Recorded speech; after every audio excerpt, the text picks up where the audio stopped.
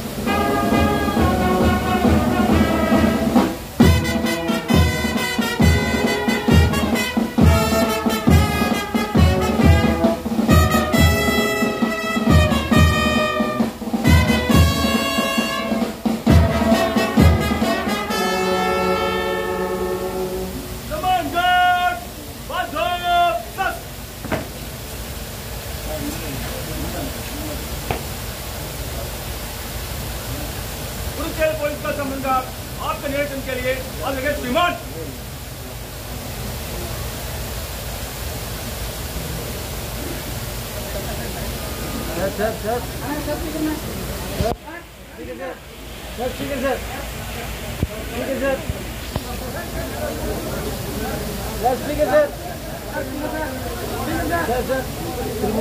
அண்ணா இந்த பக்கண்ணா யாரும் கொஞ்சம் கற்றுக்கிட்டோம் சார் இந்த பக்கம் சார் சார்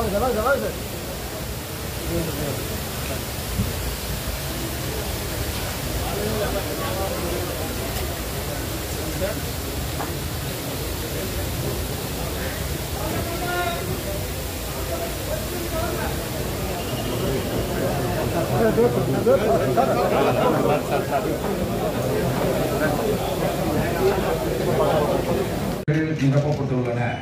மத்திய உள்துறை அமைச்சகத்தின் நாடாளுமன்ற நிலைக்குழுவினரின் சமீபத்திய வருகைக்கு சிறப்பான குழுவின் தலைவர் அவர்கள் துறைகளின் செயல்பாடுகளை பாராட்டியும் இவ்வாட்சி பரப்பின் நிர்வாக செயல்பாடுகளில் முழு வருவாய்க்கு தகுந்தவாறு சீர் செய்து கொள்ள வேண்டிய நிலையில் உள்ளது என்பதை மாண்புமிகு உறுப்பினர்கள் நன்கு அறிவர். 64 கோடி அதாவது 93.58 விழுக்காடு செலவு செய்துள்ளது. இந்த செலவு முக்கிய நிதி குறியீடாக மொத்த உள்நாட்டு உற்பத்தியானது திகழ்கின்றது என்பதை மாண்புமிகு உறுப்பினர்கள் அறிவர். நமது ஆட்சி 2,63,068 அதுவும் நடப்பு விலை உயர்ந்துள்ளது. இது 7.61 விழுக்காடு வளர்ச்சியை காட்டுகிறது. என்னுடைய முகப்புரையின் நிறைவாக முந்தைய நிதி ஆண்டில் பல்வேறு முக்கிய திட்டங்கள் மற்றும் சாதனைகளை நான் தெரிவிக்க விரும்புகிறேன். பிரதேசத்தை A3 மாநிலங்களுக்கிடையே முதலிடத்தில் வரிசைப்படுத்தியுள்ளது என்பதை பகிர்வதில் நான் மகிழ்வடைகின்றேன். இந்த திட்டத்தில் வேண்டிய சந்தா தொகையுடன் சேர்த்து புதுச்சேரி அரசே செலுத்தி வருகிறது என்பதை தருணத்தில் குறிப்பிடுவது பொருத்தமானதாக இருக்கும். 9,140 விவசாயிகளுக்கு வழங்கப்பட்டுள்ளது. காரைக்கால் பகுதியில் 2023ஆம் ஆண்டு பருவந்தாவளி பெய்த கனமழையால் பாதிக்கான நிதி உதவி வழங்கும் இத்திட்டத்தின் கீழ் விவசாய நிலமுள்ள 8,279 விவசாய குடும்பங்களுக்கு நிதி உதவியாக 4 புதுச்சேரி, காரைக்கால் மற்றும் ஏனாம் பகுதியை சார்ந்த 1,396 தோட்டக்கலை விவசாயிகளுக்கு அவர்கள் தோட்டக்கலை பயிர்களின் சாகுபடியை ஊக்கப்படுத்தும் விதமாக தேசிய தோட்டக்கலை திட்டத்தின் கீழ் உற்பத்தி மானியமாக 1.60 கோடி வழங்கப்பட்டுள்ளது. மேலும் மணிலா பயிர் வகைகள், சிறுதானியங்கள், பருத்தி மற்றும் எள் சாகுபடி செய்து 0.3 கோடி வழங்கப்பட்டுள்ளது. காரைக்கால் பகுதியில் சம்பா, தாளடி, நவரை பருவத்தில் நெல் பயிர் வகைகள், எள் மற்றும் பருத்தி பயிர்களை சாகுபடி செய்த 5,838 விவசாயிகளுக்கு உற்பத்தி மானியமாக 5.92 கோடி வழங்கப்பட்டுள்ளது. இதேபோல் ஏனாம் பகுதியில் சாகுபடி செய்த 282 விவசாயிகளுக்கு உற்பத்தி மானியமாக 7 கோடி வழங்கப்பட்டுள்ளது.